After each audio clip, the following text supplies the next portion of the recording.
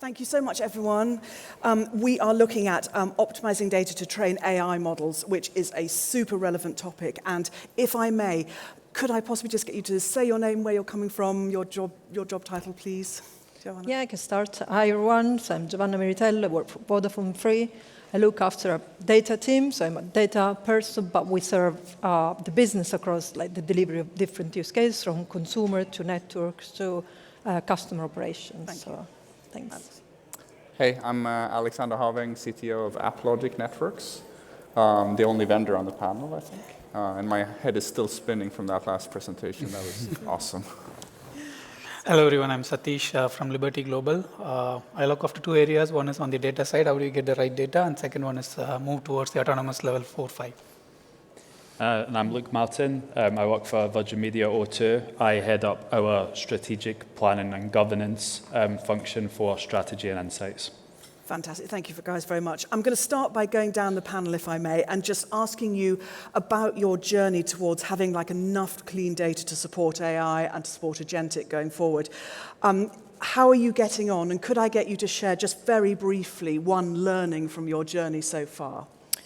Yeah, so I think we're probably like halfway through within Vodafone Free. So there are things where we see the team, the organization very mature. So like if a consistency across different data sources and tables, or how do we do quality checks? That's something that's very mature. Or how do we track cost when it comes to processing data? But I think there are like few challenges still that we need to address, which one of them is related to how do we enrich the data with content, because when it comes to agentic AI, we need to have context-enriched data, not just logs-based data. And there's something related to how do we do like a confidence level to the data that we use as well, because eventually the agentic systems can access the confidence level and use that to produce the output. So I think these are the two challenges. I think one learning is don't wait to have like the proper data lake. Just start to build capabilities in a way that you can use modules and generalize them eventually. Yeah, it's complicated, yeah. And context engineering is an important piece, yeah. Alex, please, what are you learning? I would say where we are as a vendor, we've always had very nice structured data that we produce for operators. But the big shift is now turning that data into use cases become so much easier with AI. And I've also realized, and this is kind of cool, that the format of the data doesn't matter anymore, because the AI can access it anyway. Anyone can engineer a prompt in 2 seconds that can access data in a CSV file or a binary format. It doesn't have to be a nice relational database in big data anymore, which solves a lot of problems, because where we're from, when we create an enormous amount of data, we've always had to optimize for the readability and performance of that data. Now we can just optimize for storage, and that's a lot easier. That's interesting, yeah. Satish, please. From our side, I would say the headline is store the data in the right format. That is the key headline, I would say, the learning says, because traditionally we are used to with structured data, with relational database, etc. But what we are heading towards is store the data in your multimodal data for platforms rather than one single format itself. That means the applications relying on the data do not do a lot of work. Rather, the data is available in the format. It is readily available. So that helps AI and agentic. Where we are with respect to Jenny, I'm not creating data lakes. I'm moving away from creating data lakes, rather very specific data required on a data platform in this multimodal approach, is that you're creating use case specific data readily available for it. So we all know the data is available in our platforms, but where it is, how it is accessible, what do I do with, that's the challenge, and that's what we are overcoming with it. It's an evolution, as Jona mentioned. We are progressing in that evolution based on identified use cases where it makes sense. One last point about is, in previous worlds, with traditional machine learning techniques, we are dependent on the static data training. But these days with the agentic, we are on runtime, we have to depend on it. So with this multimodal data storage approach, it helps both traditional MLs and also with the agentic also. Thank you. And Luke, please. I'm probably coming at this from a slightly different angle from my panelists. So I'm thinking about like what happens. I agree that the data is so much better structured now, and we're definitely getting better insights from it. How do you then make sure that you're making the right decisions with that data is super important. We are currently looking at how we can build customer trust within our organization, and we have lots of data. How you synthesize that data and make sure that it gets to the right people to make the right decisions is really, really important, because we're getting into a place now where we're giving people access to data that they haven't had before. You need to make sure that the decision makers are in the right place and they're well informed in those decisions that they need to make. So I think we're in a really good position from our side in terms of data democratization and giving people that autonomy. But there's also a danger there in terms of people potentially making a decision for what they think are the right reasons, potentially has an adverse effect elsewhere. Mm. It's interesting. I wish I had more time, because I sort of think I hear, it's not always easy to hear absolutely everybody when you're at this end, but if I'm fairly certain I've heard some quite distinct different views on this, and I'd love to put it apart, but I also don't want to blow up and be here till sometime after lunch. So that was really interesting. Thank you. My next question is about streaming data and the requirements for it. I'd really be interested to know, get you to talk about a project that you have in the area, because I certainly think with agentic, and it's been hinted at already, that fast data is going to, and the question is it going to be really expensive to produce? How are people getting on? How do they find it? So really interested if anybody would like to take the stage and just talk about a project and their learnings and things. That'd be great. Yeah, I'll give an example with the telemetry, network telemetry data, the project we were working on, where we thought we can feed in all the telemetry data into an AI tool and then stream it, and then AI will identify all the anomalies in one go. But what turned out, the experience was, because the data is so huge and vast, the data points are very high. The training we did with millions of records, but then with the reality, the variance was very higher, so then that didn't help. So the learning we had there was, rather than streaming every single data point for identifying anomalies, if there are focused data points for your specific use cases, that will be really helpful. And this also helps in terms of the time for the AI to train, but also for the AI to identify the issues or the anomalies and then flag it off. So which is very critical in that. Interesting. There's a selection piece of this, because it's otherwise, yes, interesting. I think we're also becoming very good at streaming data for reading, for just to access data, but we need to get better when it comes at serving. So streaming capability at serving. So one of the things that we're optimizing is how can we give to the front-end agents information about the real-time conversations with customers. And the serving is important because you can build data ingestion real time or streaming.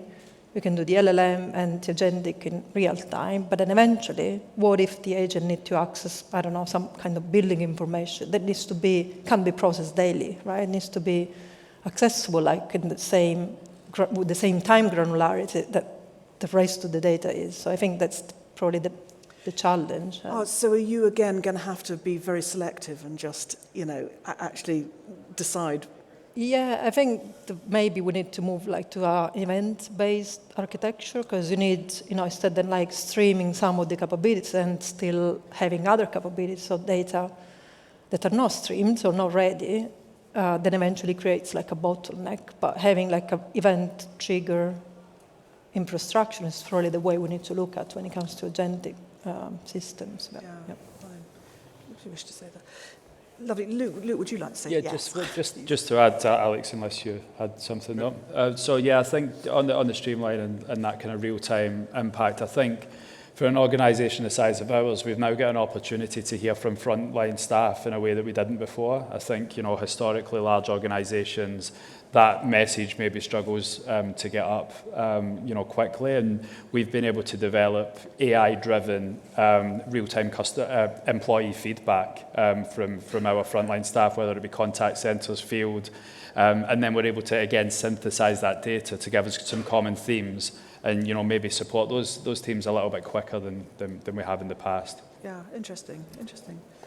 Alex, would you like to add anything to that?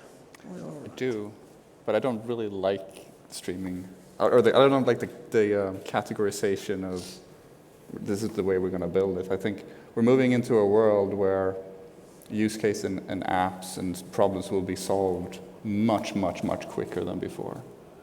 So I don't know if I believe that I'm going to go build my data architecture, and then I'm going to build a data streaming pipeline, and I'm going to build this, and then I'm going to build that, and then at the end of the day, someone is going to go and build applications on that.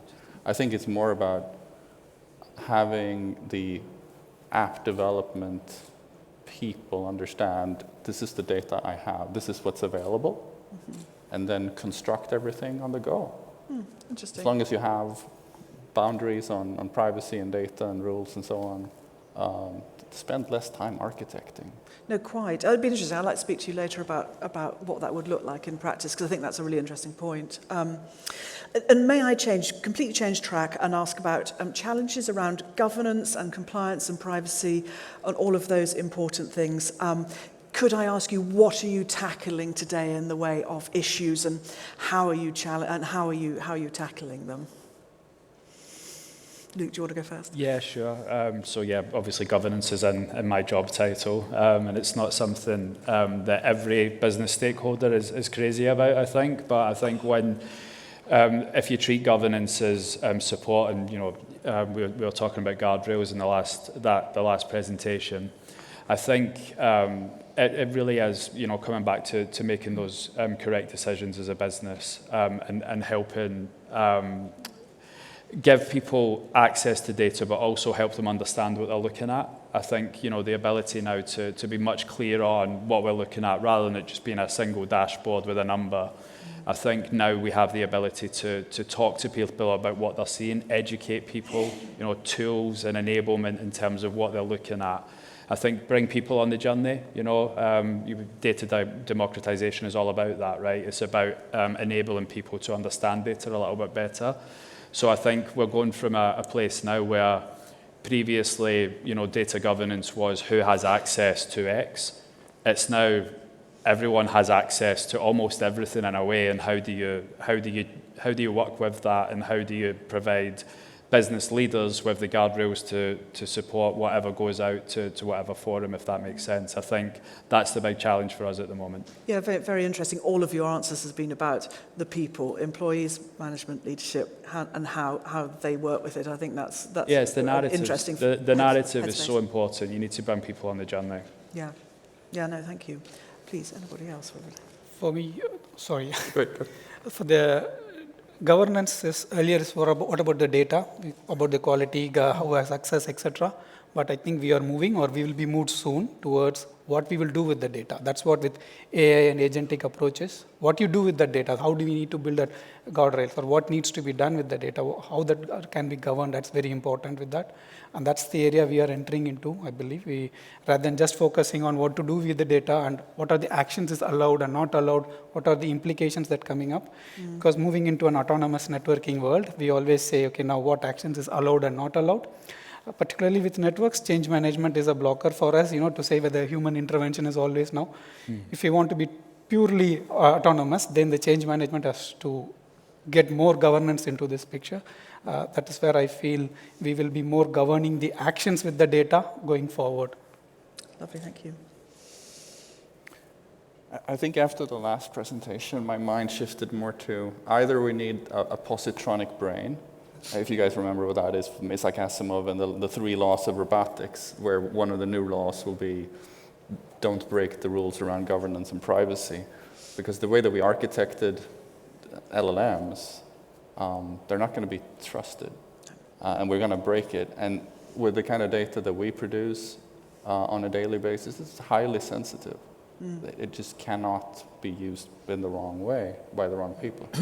So, yeah, I think either we make sure that the data is desensitized, anonymized, and that the role and permission layer still is outside of the bounds of any AI layer, which limits us, but probably is the best way to go. Or we wait for the positronic brain. Interesting. I'm just writing on the topic of bounded autonomy as an idea of, across all layers, that's what it's got to be. And boy, oh, it's difficult. It's going to be a challenge. Would you like to add anything? Yeah, just a couple, just to build on what you said, Alex. I think it's so the mismatch that I see with governance is that there's going to be a little bit of debate between autonomy, which is all this agentic system, and control. So today, if we think about security and privacy and governance, is we want to make sure that the data is not that we have data lineage, that we have GDPR for each one of the data, but actually all the agentic capability that we're building, they need some level of autonomy as well. And even if we do the anonymization and not masking properly, I think there is still an element of an agentic system to infer some of the information. So I don't think we're going to have control on like each piece of the data, but yeah, we need to be ready for like how do we deal with, information which is not like should be privacy protected, but actually is we don't have any control over. Yeah. Lovely. Great problem. I think I have 4 minutes left, Andrew, if I'm watching the timer. Yeah. Excellent. One more question then. So please, I am interested because I spend a lot of my time looking at agentic and the hype around it.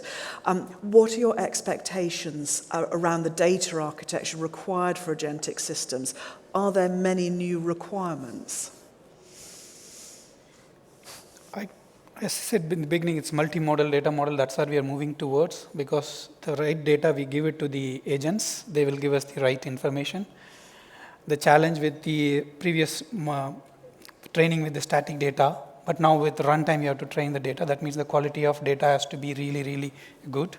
That's the key requirement we are coming on. We cannot go ahead without having a good quality of data and then build an AI agent or an agentic system on top of it and then say, give us the right output, because AI will not qualify whether it's a good data or bad data. It will only say, I've got this data, I'm going to make a decision based on this one. So if you are feeding AI with the wrong data consistently, then it will think it is the right form what it's getting, and it will always lead us into the wrong direction. So I would say the quality of data is become really high. That's one of the key requirements we need to do it. And how we present the data into it. And you touched upon the streaming earlier also about rather than feeding all the information, give the right data points into the agentic system so for them to make the decisions. Thank you. I think one thing that affects us as a vendor, as well as every other vendor, is that we bring our MCP, we bring our tools, etc., on top of our data. Every other vendor does the same. And now there's a mechanism for that to work, which is the agentic system. That allows every vendor to specialize and optimize for kind of how we're storing our data, how we're cleaning our data. So from where we're sitting, that's great. But someone has to put the brain together in the middle and get some good outcomes and good use cases from that. And that's still going to be the same challenge. But for us, that makes it easier.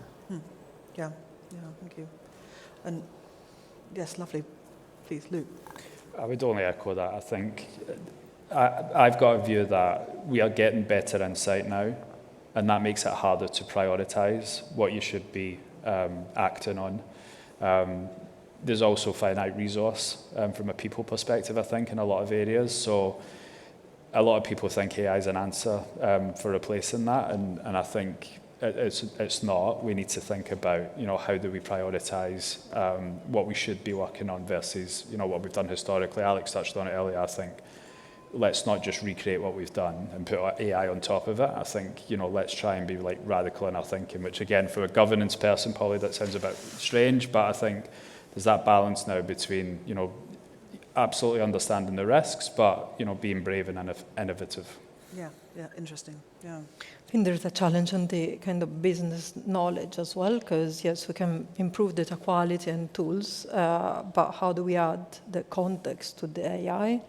And even if, like in telco, even if you ask like different people from different teams, so how did they find the charm score?